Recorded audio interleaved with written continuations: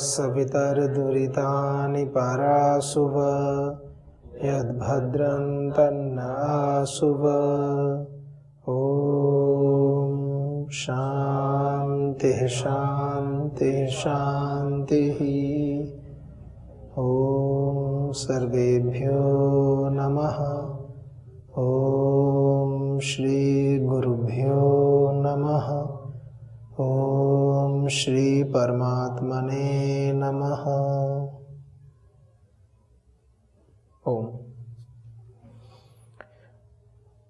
वैदिक संस्कृति उपनिषद के स्वाध्याय क्रम में हम कठोपनिषद के माध्यम से एक बहुत ही महत्वपूर्ण संवाद के विषय में चर्चा कर रहे हैं। वो यम और नचिकेता का संवाद जग विख्यात संवाद है, सभी इसको जानते हैं। तो इसमें विषय चला था कि दान के विषय में बात आ रही थी। तो जो दान दिया जाता है वो सर्वश्रेष्ठ का दान देते हैं, सर्वोत्तम का दान दिया जाता है। और उनको लगा ऐसे नचिकेता जी को कि जो दान दिया है ना पिताजी ने, उसमें कुछ उनको लगा, प्रश्न उठ गए उसके ऊपर उनके मन में। दान, अब आध्यात्मिक पथ के साधक क्या दान दे सकते हैं? जिसके पास कुछ है वो तो चलो दान दे देंगे। गाय, पहले गौ को धन मान देते, गोधन का दान दे दिया। राजा को दान देना है, उसने स्वर्ण मुद्राएं दान में दे दी, भूमि दान में दे दी। हल्दी घाटी का युद्ध हुआ तो इतिहासकारों ने ऐसा लिखा कि अकबर जीत गया और ऐसे महाराणा प्रताप की हार हुई, ऐसे बोलते हैं। लेकिन राजस्थान में इतिहास में लोकगीतों में भी ऐसे ऐसे प्रसंग आते हैं कि महाराणा प्रताप ने अपने जो वहां पर जो उनके सेनापति रहे और जिन्होंने लड़ाइयों में प्रमुख भूमिका निभाई, उनको जागीरें दान दी थी। हार के तो कोई नहीं देता। युद्ध के पश्चात में उन्होंने उनको जागीरें प्रदान की। प्रसन्न हुए उनके युद्ध कौशल से, उनकी विजय से। जैसे परीक्षाओं में अच्छे अंक आए तो इनाम देते, पारितोषिक देते। तो इतिहासकारों ने ना, एक सामान्य बोलते हैं ना बोलचाल की भाषा में, अब क्या बोलते हैं, भट्टा गोल की बट्टा गोल, भट्टा बैठा दिया। भट्टा मतलब जो ईंट वाला भट्टा उसको बोलते हैं कि भट्टा बैठ गया, यानी वो चौपट हो गया। ऐसे किसी का काम अच्छा चलता हो, मतलब ऐसे जो भी हो, मैंने इतिहास का ऐसा कबाड़ा कर दिया तो अपने मन से कुछ भी, बस भारतीयों का इतिहास दबा दो, बिल्कुल गौरव की अनुभूति ना हो जाए भारतीयों को। इस भाव को लेकर के इतिहास की रचना कर दी। कहीं भी और तो और प्रशासनिक भूमिका में देखिए आप, संसद भवन चले जाओ आप, वहां आपको सारी रोड मिल जाएंगी,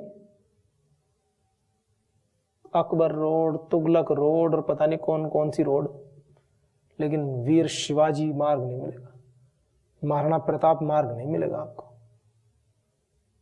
महर्षि वाल्मीकि, महर्षि दधीची, इनके मार्ग नहीं मिलेंगे, महर्षि पतंजलि पाणिनि के मार्ग नहीं मिलेंगे, चरक आयुर्वेद सुश्रुत के मार्ग नहीं मिलेंगे आपको विक्रमादित्य के मार्ग नहीं मिलेंगे, चंद्रगुप्त के मार्ग नहीं मिलेंगे आपको, क्योंकि उन्होंने शासन किया है। उन्होंने इस देश के प्रति इतने कार्य किए। गौरव का भाव आता है उनका नाम सुनने से, वीर शिवाजी का नाम सुनने से गौरव से भर जाते हैं व्यक्ति। आक्रांताओं ने दुष्टता का जो काम किए हैं उनके नाम से तो है, एक दो अच्छे के नाम से भी होंगे, उसका कोई निषेध नहीं कर रहा हूं, लेकिन अभी बता रहा हूं वर्तमान में जिसको कोई डाउट, औरंगजेब नाम से रोड है, बताओ कोई तुक है उसका?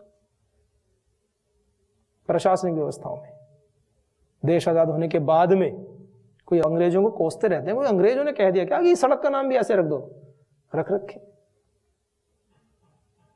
ये तो हालत है। चलिए, तो ये बता रहे हैं इसमें, तो दान के विषय में चर्चा चल रही है। दान भी कैसा हो? दान हो श्रेष्ठ का, सर्वोत्तम का दान हो। ब्रह्मचारी के पास क्या है? 2 जोड़ी कटी वस्त्र होंगे। आप लोगों को अभी कुछ कुर्ते दिए हुए हैं, जब दीक्षा हो जाएगी तो कटी वस्त्र मिल जाएंगे। बाकी तो कुछ है नहीं। एक लंगोटी, 2 कटी वस्त्र, एक ऊपर उत्तरी, एक नीचे, हो गया। और तो क्या देने के लिए। इस परंपरा को भी तोड़ने वाले परम श्रद्धेय श्री स्वामी जी महाराज हैं। ब्रह्मचारी सन्यासी के पास बस इतना ही, इस दुनिया का समस्त सांसारिक ऐश्वर्य जिसको कहा जाता है, भौतिक ऐश्वर्य जिसको कहा जाता है, उसके भी उच्चतम शिखर पर कोई है तो परम श्रद्धेय श्री स्वामी जी महाराज है, श्रद्धाचार्य शिष्य। उन्होंने तोड़ा इस भ्रम को। पुरुषार्थ करो ना, सुखी समृद्ध साधन संपन्न होना चाहिए ब्रह्मचारी को, यहां से भी धन की दृष्टि से, स्वास्थ्य की दृष्टि से भी, शारीरिक स्वास्थ्य भी उत्तम कोटि का हो। दीनहीन, दुखी, दरिद्र, लचर पचर, गरीब, असहाय, बीमार, लाचार, देश का उपकार करेंगे, भगवान को प्राप्त करेंगे। अपने शरीर को ही प्राप्त कर ले ठीक से भाई, पहले भगवान को तो करेंगे जब करेंगे। जो साधन है, साधन में बीमारी लगी पड़ी है, साध्य कैसे प्राप्त करोगे? साइकिल से जाना है दिल्ली, साइकिल की चैन उतर गई, पहिए में पंचर हो रखा, ट्यूब है ही नहीं, जाओगे कैसे? साइकिल तो चमचमाती A1 होनी चाहिए। साइकिल, मोटरसाइकिल ले लो, गाड़ी ले लो, जो भी भाई जिसके जैसे साधन है, अच्छी होनी चाहिए ना, तभी तो आनंद है ना सफर का। तो ये साधन है, और साधना से साधन को ही सिद्ध किया जाता है। साधना से साधन को सिद्ध किया जाता है, तो सिद्धि मिल जाती है। साधना को साधन से सिद्ध करते हैं तो क्या मिल जाती है? सिद्धि। और फिर हम हो जाते हैं सिद्ध। तो क्या हो जाते हैं? सिद्ध हो गए, कृत कृत्य हो गए। फिर दान क्या दे ब्रह्मचारी? चलो ठीक है, तो ब्रह्मचारी का दान क्या है? तो अपवाद रूप में हो गए। वर्तमान काल में क्या, आप आज तक का इतिहास उठा के देखें, संतों में ऐसे परम पूज्य श्री स्वामी जैसे संत मिलने तो मतलब ईश्वर की ना अहेतु की कृपा हुई इस संसार में, इस लोक में। मतलब हजारों लाखों अनगिनत ऋषियों का एक मतलब एक संचय होता है ना उनके पुण्यों का, वो एक साथ फलीभूत हुआ हो, तब ऐसे ऊपर से उनके द्वारा किया गया इतना अखंड पुरुषार्थ, पूरे वेग से, तीव्र संवेगा नाम आसन। और उसमें भी अगला क्या कहते हैं आचार्य जी?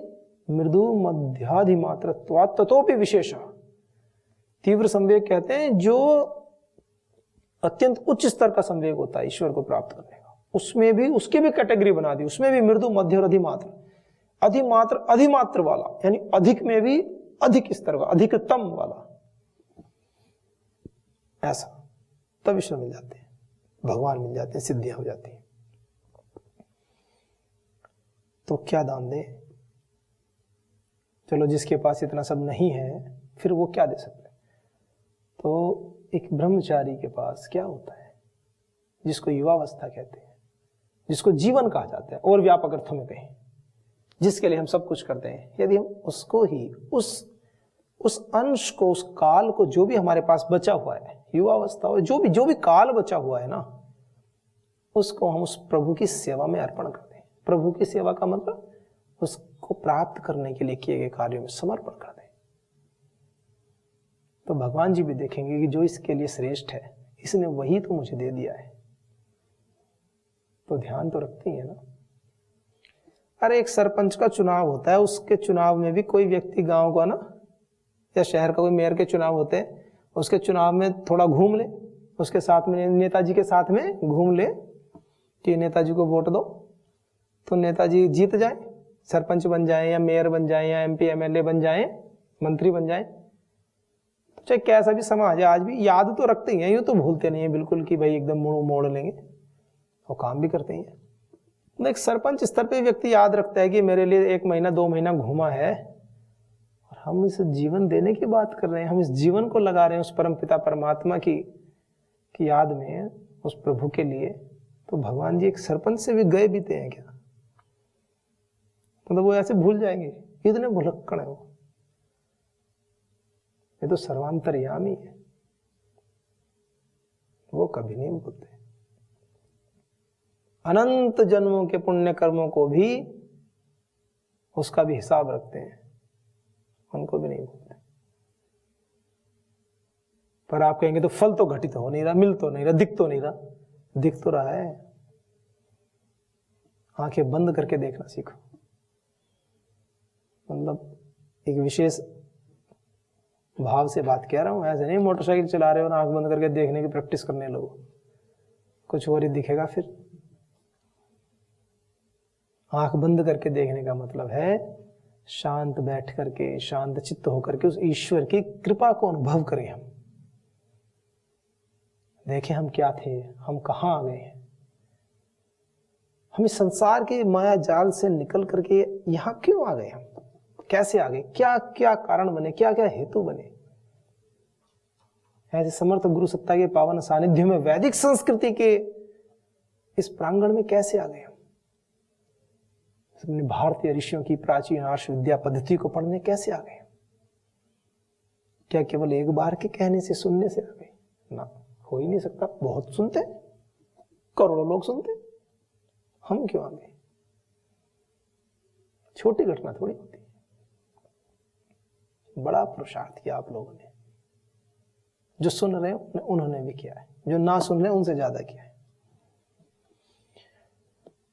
तो दान श्रेष्ठ का दिया जाता है, सर्वश्रेष्ठ का।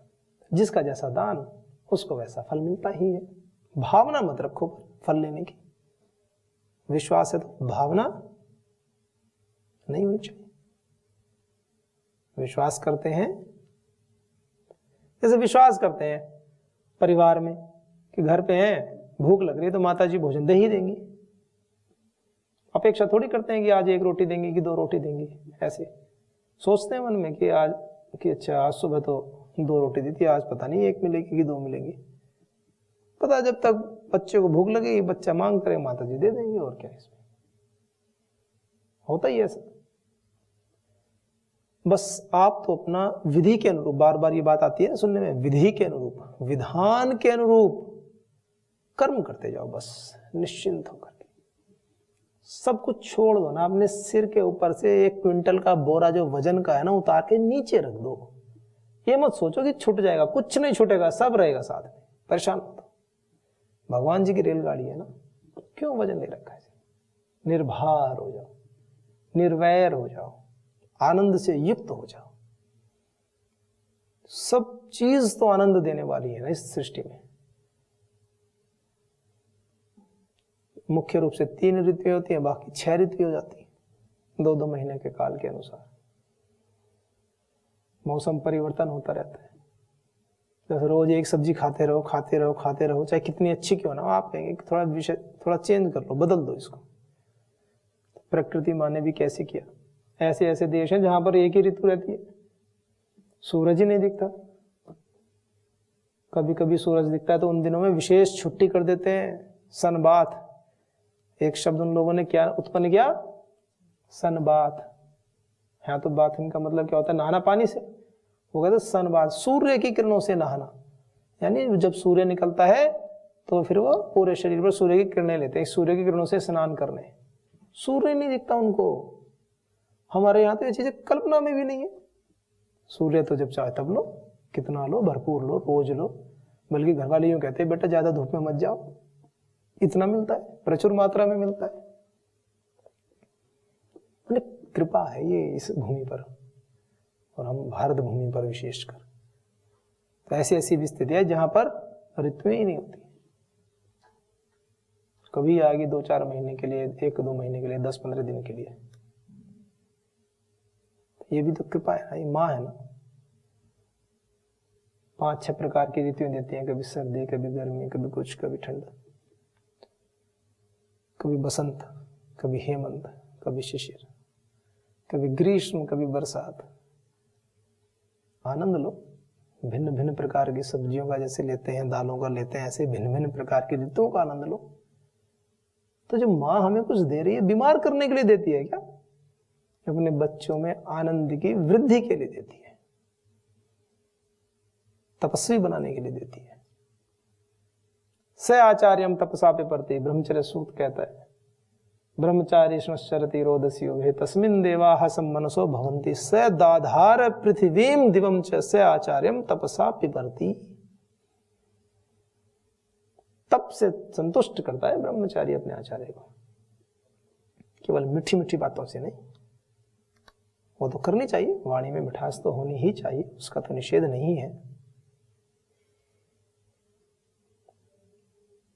तप, जीवन में तप को साधो, साधु साधो साधो, विकारों को साधो, उखाड़ कर फेंक दो, जड़ से उखाड़ कर। जीवन में जितने सरल, जितने निर्मल, जितने शुद्ध पवित्र, शुद्ध बुद्ध जितने हम बनकर रहेंगे ना, ऐसी नाव ऐसे बहेगी सीधे लक्ष्य तक ले जाएगी। भगवान जी की जो धारा है ना, अजस्र स्रोत है उनका, बहता है, बस उस धारा के बीच में बैठ जाओ। जो आपके सद्गुणों की नाव है ना, वो ले जाएगी। किसी और के सद्गुणों की नाव आपको बैठाकर पार तो कराएगी नहीं।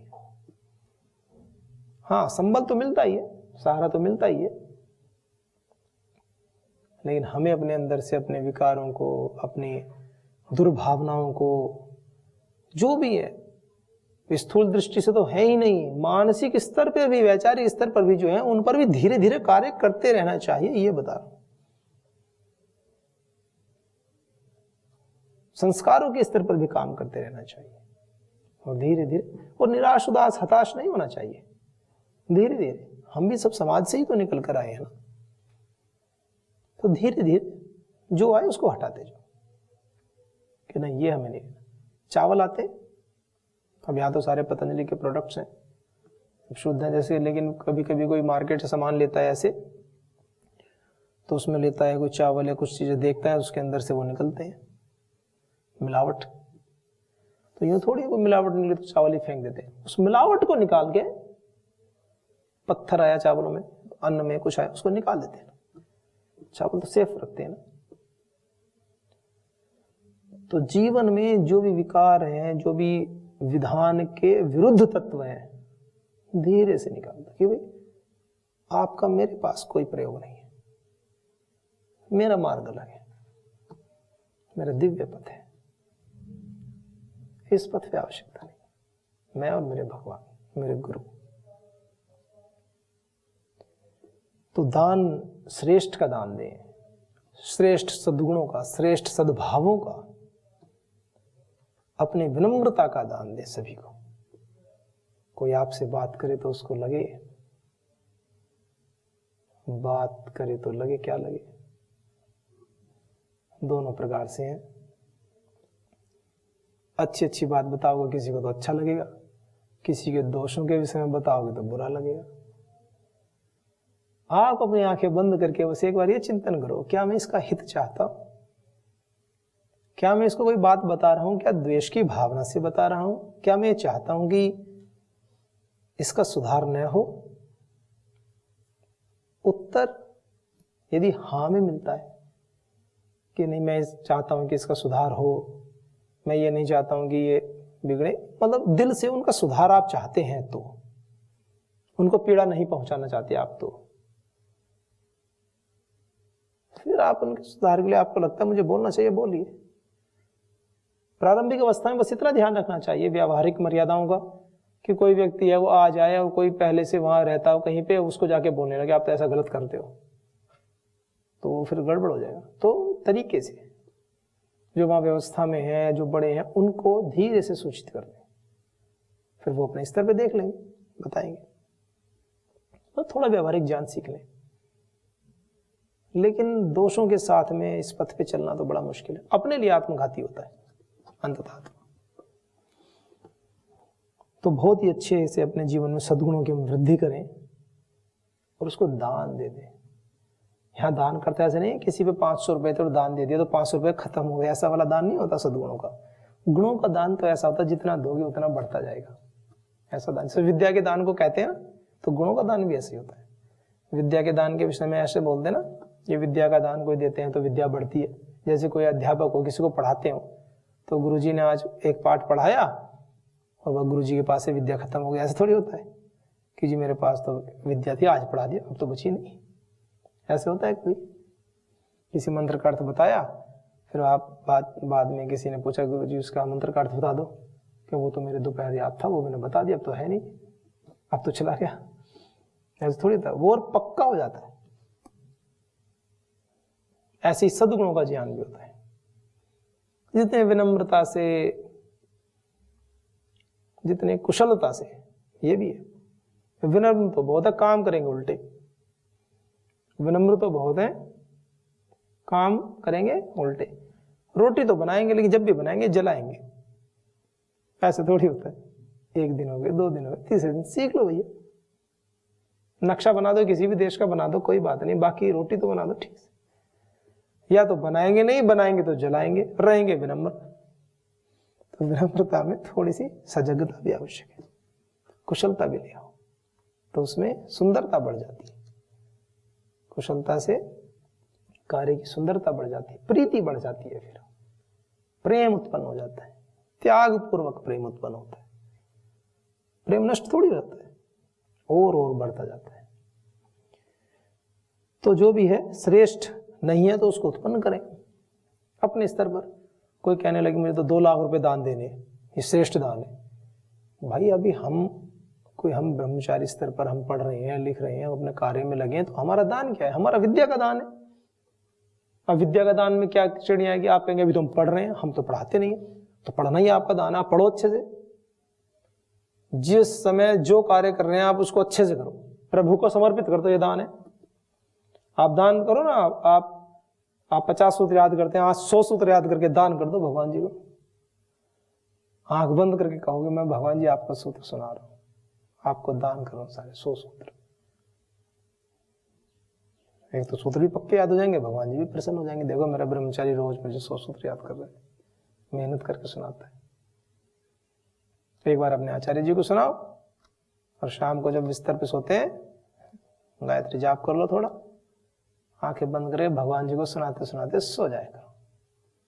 फिर जो सुबह आंख खुले करेगी तो ऐसा लगेगा जैसे भगवान जी की गोद से उठ के आए अभी, है ना।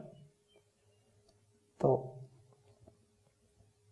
जीवन में आनंद तो इतना भरा पड़ा है, बस ले लो, लेने वालों की कमी है। भगवान जी ने कोई कमी नहीं की सृष्टि में। कोई छोटा सा कप, छोटा सा लोटा, छोटा सा बर्तन लेके आओ, चाहे कोई इतना बड़ा पतीला ले आओ, भगवान जी के यहाँ कोई कमी नहीं है, भर के देंगे, भर के देंगे।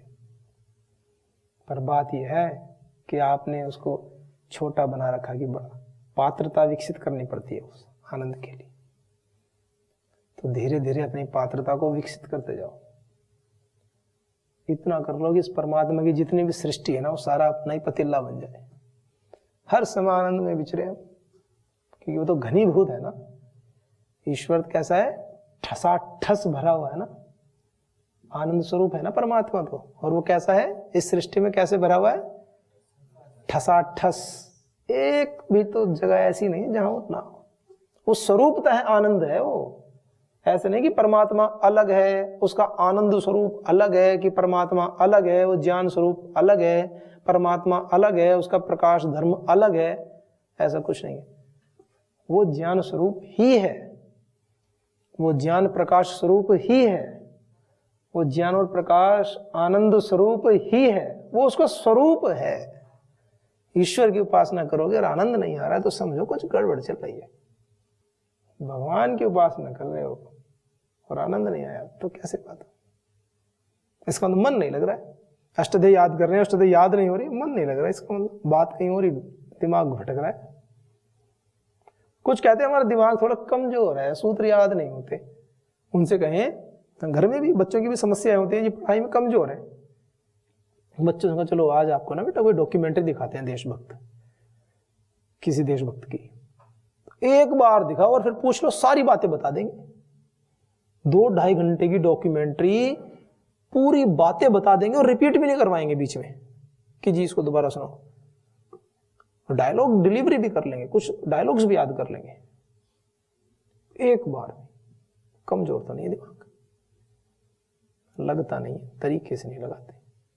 सबकी बता रहा हूं, ईश्वर ऐसे थोड़ी करते हैं किसी को दिमाग तेज देते हैं किसी को कम, सबको समान। बस फिर अपना प्रयोग करो, बस जो अधिक प्रयोग करता है, अधिक अभ्यास किया है जिसने पहले भी, उसका जल्दी एक्टिवेट हो जाएगा। जिसने कम किया वो थोड़ा थोड़ा कर ले, इसमें हानि की बात क्या है, आनंद का पथ है, तीव्र संवेग से लग जाए। तो ऐसे ही हमें अपने जीवन को आदर्श बनाना है, उत्कर्ष की ओर हम लेकर चलें, अपने सभी गुणों में वृद्धि करें, अपनी संवेदनाओं में वृद्धि करें, इस ईश्वरीय पथ की ओर सदैव अपने सभी शुभ गुणों को लेकर के आगे बढ़ें। ईश्वर के समक्ष जो भी हमारे अंदर शुभ है ना, उसको समर्पित कर दें, उसका दान करते जाएं, शुभ का दान करें, तो उससे हमारे शुभ गुणों में और वृद्धि होगी, और उत्तरोत्तर वृद्धि होगी, हमारी गति भी ऊर्ध्व होगी, ऊर्ध्वारोहण होगा, चेतना का स्तर बढ़ेगा, हमारे कहते हैं ना ऊर्ध्वरेता सम बनेंगे। ये मांग है हमारी, इस पथ की मांग है। तो सभी हमारी, आपकी, आप सबकी, सभी कोई कहीं भी हो, आइए आज के हमको विराम देते हैं।